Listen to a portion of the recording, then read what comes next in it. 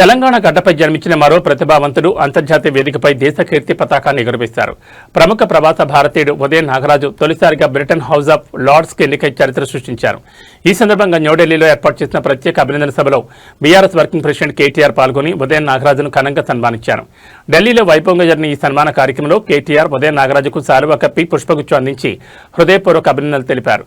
Britain parliament ఎగువ సభ అయిన house of Lord's సభ్యుడిగా తెలంగాణ బిడ్డ ఎంపిక కావడం యావత్ తెలుగు జాతికే కాకుండా భారతదేశానికి గర్వకారణమని కేటీఆర్ కొనియాడారు. అంతర్జాతీయ స్థాయిలో తెలుగువారి ప్రతిభకు లభించిన అరుదైన గుర్తింపిదని పేర్కొన్నారు.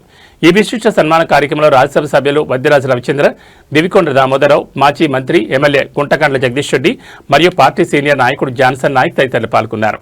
ఉదయన్ నాగరాజ్ భవిష్యత్తులో మరిన్ని ఉన్నత శిఖరాలను అధిరోహించాలని, ఎన్ఆర్ఐ సమాజానికి మరియు మాతృభూమికి తన వంతు సేవలు అందించాలని ప్రజాప్రతినిధులు ఆకాంక్షించారు. బ్రిటన్ రాజకీయాల్లో తెలంగాణ బిడ్డ సత్తా చాటడం పట్ల ప్రవాస భారతీయులు బీఆర్ఎస్ శ్రేణులు హర్షం వ్యక్తం చేస్తున్నారు.